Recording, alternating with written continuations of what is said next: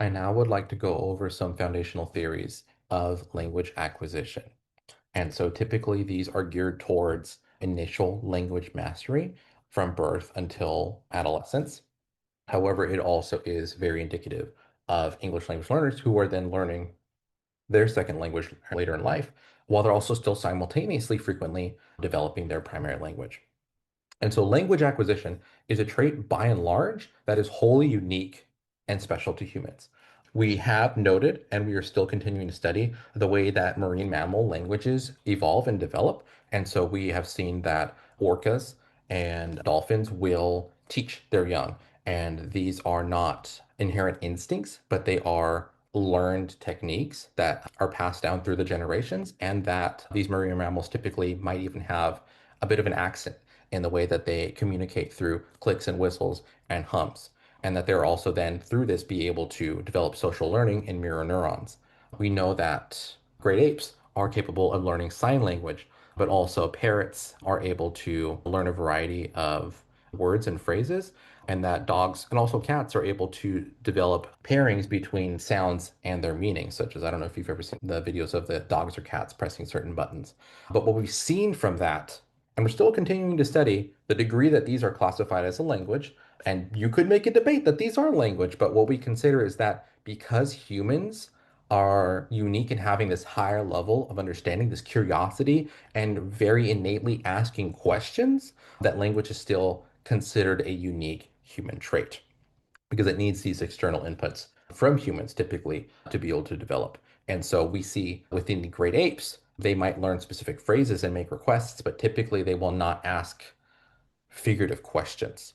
And this transductive learning and theory of mind and spontaneous growth and development of language is still uniquely to humans because we see that young brains are primed for language. Children absorb vast amounts of information very quickly. As soon as they start developing a couple of words, they just balloon and expand in their level of understanding.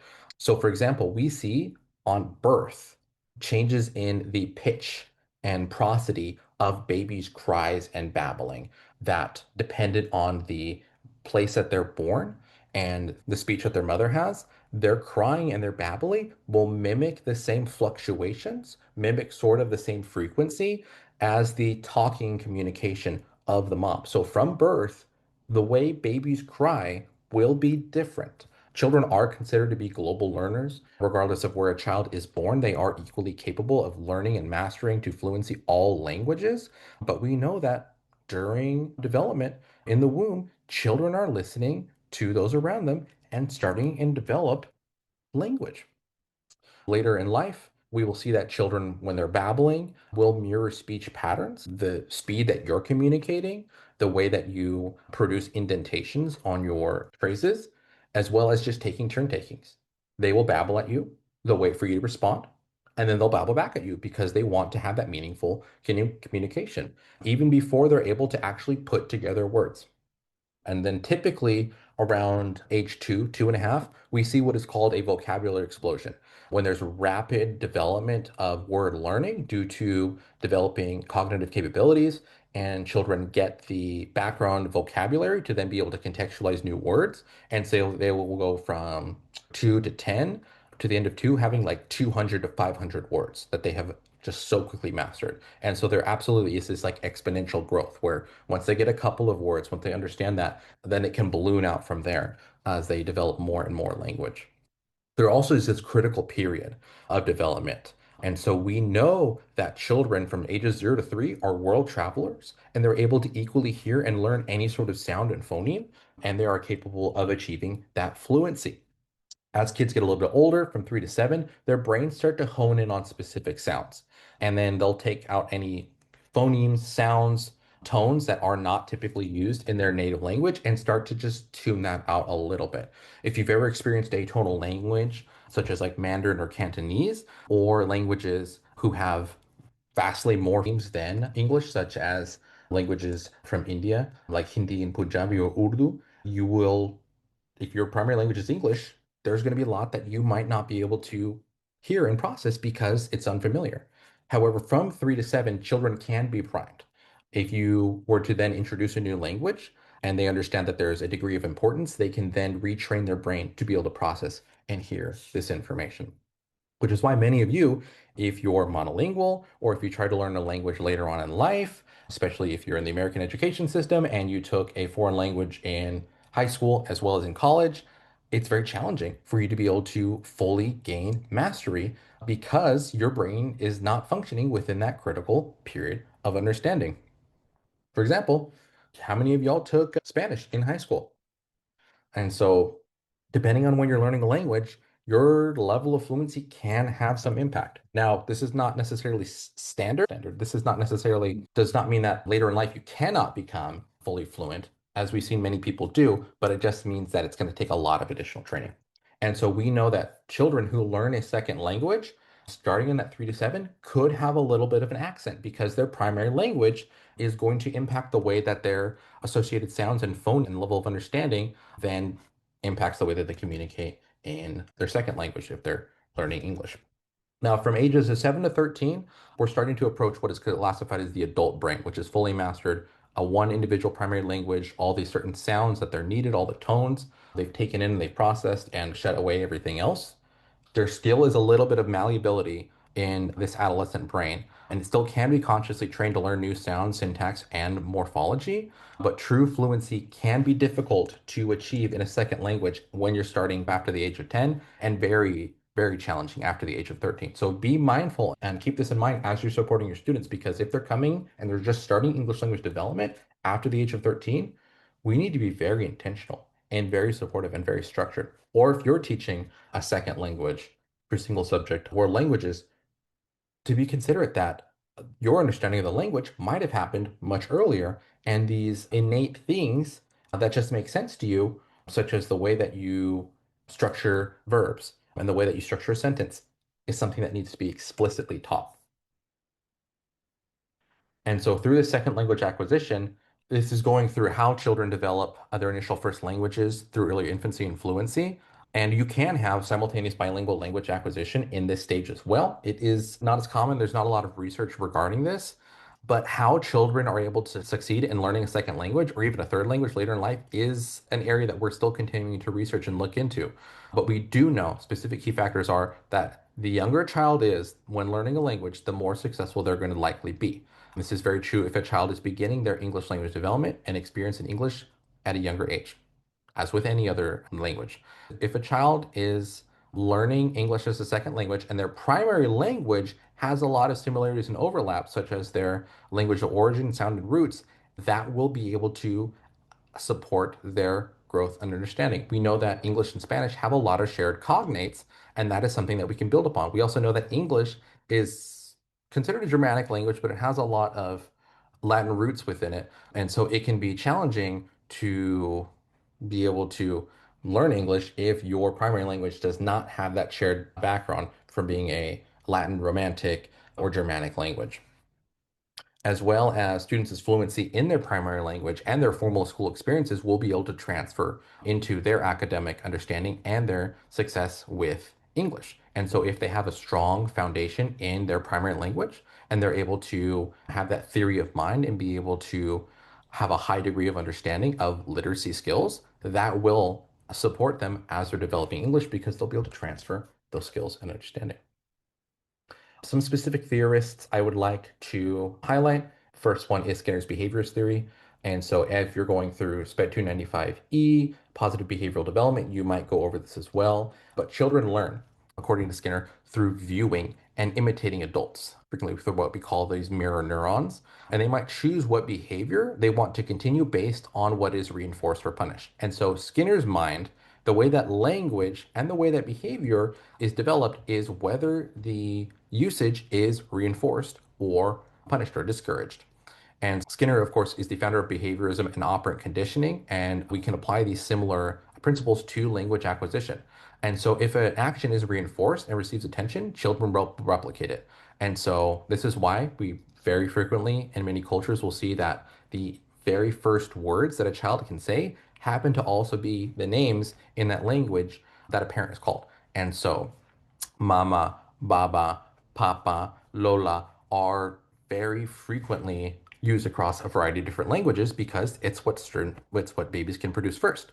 But we also know that if a child sits around and babbles ma ma ma just randomly because they're producing a sound and it becomes very reinforced, that the child is more likely in the future to be able to replicate that and more willing to. And eventually will then be able to learn and understand and develop that mama has a meaning, I have a mama, and they have created that context. And so children can learn names and can even request preferred objects because that communication is reinforced. So if you ask for a fruit snack, you get a fruit snack, and you like fruit snacks, you're much more likely to ask again. And also, you're really going to make sure you learn the word for fruit snack. This is also why when children say what socially is it's constituted as a bad word can have very mixed reactions depending on the environment they are in. And so whether it's reinforced or punished, some people they giggle when babies say bad words, some parents are very vehemently against that, and their reactions from there will then impact whether they're more likely or less likely to do that specific behavior. And so the scientific basis that we have in mirror neurons means that when children watch someone do something, their brain is already processing and stimulating similar neurons in those areas. So if they watch someone do something, their motor cortex is more likely to be impacted. And if they're listening, then they're activating the language areas in their left hemisphere of their brain. And so language and learning and modeling behaviors is very extrinsic and externally focused. And so this view of language development is very much contingent upon how children are being impacted upon by the environments they're in. So you as a teacher should very seriously consider the way that you're reinforcing and supporting and encouraging language development. Another theory is Piaget's cognitive theory. And so Piaget connects language development to his theory of child development and the different stages within that. So Piaget's theories are the sensory motor stage, pre-operational stage, concrete operational, and then formal operational. And so his understanding is that language is also linked to the way that children develop their understanding of self and information. And so for sensory motors, children are developing their sensory coordination, which is why we'll see students or children practicing their babbling, getting to know their bodies, understanding the sounds they can produce. During the pre-operational stage, children are very egocentric. You take any 4 or 5 year old, you ask them who's the fastest in their class, they're going to tell them it's them. They'll tell you it's them because they're very egocentric. That's just the cognitive period that they're in. And so this is when children are developing their grammar and syntax. It's about them. They're focusing on how they enact with the world around them, and that's where their language can be fueled through. Then as children get older, we get into the concrete operational stage. That's when there's an understanding of an external sense of self. They're rationalizing, they're developing beliefs, they're understanding that others hold information separate to themselves. And so we will see that manifest in the way that they develop language. And lastly, for the formal operational stage, which is when children develop this higher reasoning, they start to be logical and have a sense of philosophy. This is when typically students will develop an understanding of like figurative language and sarcasm, which is why if you're working in TK, children will have very limited understandings of figurative language and sarcasm because it's just not linguistically where they're at. And this learning is done through evolution and expansion of schema, or the way that children understand the world and classify it and contextualize it. And so students will gain lived experiences, they'll develop new schema, and they'll learn new topics and connect it to things that they already understand. Which is why we want to make sure that all teaching is done in relation to children's prior learning, as well as in contextually rich lessons that relate to themselves so that they know what to do with this information. I don't know if you've ever been in a classroom, you're like, I don't know why this is important. I don't know why I'm learning this. I don't even know how I'm ever going to use this in real life. It means that the concept you're learning is not really connected to a familiar schema. So we want to make sure it's personal. We want to make sure that they know exactly where this comes into play. And so that these lived experiences then help them be able to connect and expand their schema into new topics. This also means that we're supporting their understanding of not only just the knowledge, but also the wisdom of how to use a language. I like to look into the Dunning-Kruger effect. We see this a lot with early adolescents where they just have this massive expansion and growth of language. And so they have really high order thinking, but a limited amount of experiences. And very frequently they will think that they know everything. But it's just something that comes with needing more wisdom, as well as our ability to apply schema to students' background knowledge. And lastly is Brunner's interaction theory. And so Brunner expanded upon, I don't know if anyone's familiar with the work of Lev Vygotsky and Vygotsky's zone of proximal development, but Bruner expanded upon that with his social language theory and believed that children have the ability to learn language innately, but also be able to benefit through scaffolding and support.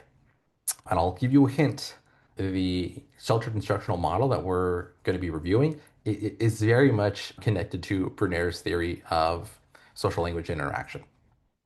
And so children will have that child direct speech. We want to be supporting children from a very young age, being able to expand their utterances, to be able to model be language for them, and to be able to give them prompts and corrections. And that all language acquisition is supporting these social systems. Games, silent turn taking is all great in a way for children to be able to develop social interaction and be able to develop connections with their caregivers. And we want to make sure that we're giving students as many opportunities as we can for language acquisition. So for modeling Bruin interactions theory, in that language is developed through interaction, students should be practicing in your class. They should be applying the information. They should be saying it out loud as well as receptively understanding it. They should never take a topic that they've learned and never be able to express it themselves. We want them to be able to play around with it, utilize it, apply it immediately as much as possible. And from a young age, when we're looking at interactions theory for early childhood language development, they're also learning body language, proximity, levels of eye contact, tone of voice, and the ways and rules of propriety that are built in within interaction. Children will communicate with adults very differently. Many cultures will have very different rules, regulations, and guidelines for how adults communicate to children and how children communicate to adults, especially elders, levels of respect. In Western American culture, eye contact is prioritized. That is not the same in all other social environments. And so we need to be mindful of the learned experiences that children are coming in with, but also make sure to also teach this intentionally. If we have a student who is right here talking to us, we might need to teach them, hey, let's give people a little bit of personal space. And if you've worked in TK through third grade, personal space is a big thing to be teaching and instructing. Also very pertinent in high school, but that's a different story.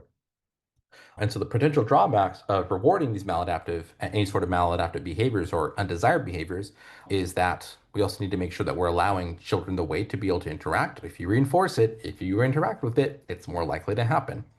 And this is why it's been a struggle for young children. We've been looking at the impacts, the long-term impacts of the distance learning model of COVID, is that it's hard for younger children to learn fully virtually because they need this level of interaction. And if anyone ever grew up hearing about Baby Einstein or Muzzy, we know that research dictates that children learn best face to face. We want to make sure that we're providing children the as many opportunities as we can for socializing. Similarly to how the discussions on screen time and child development, typically what we're seeing is that screens themselves might not be inherently bad or indicative of a child's level of future growth, but more so what opportunities are they receiving in the day-to-day to be able to socialize and communicate. And the more opportunities a child has, the more likely they're to be able to grow and develop language acquisition. And so in a previous slide, we talked about Bronfenbrenner's ecological systems theory. I want you to also be able to reflect on this as a way that children are developing language. And so think about children as an individual and all the systems that are enacting upon themselves. What's going on? What are they experiencing? What's the current slang? All of these will impact the way that they learn and develop and understand language. And so human development is shaped by these interactions, but also our interactions are then impacted by the multiple layers of the environment. And so these proximal processes, even the way that adults are interacting with children, the way that you're interacting with your students is somewhat impacted by complex interactions going on within the environment. Your socioeconomic status, whether your economy is prospering in a regression, whether children have stable home environments, all of these impact the way that students show up in the classroom, that you show up as a teacher, and the way that language develops. And so your classroom is not isolated. It's not an isolated little island. It is a part of a child's world, part of many children's world, and their home lives, their social interactions all factor into it. And we want to make sure that we're providing support and recognizing the whole self of the child that is coming into our space and supporting their language acquisition. Thank you.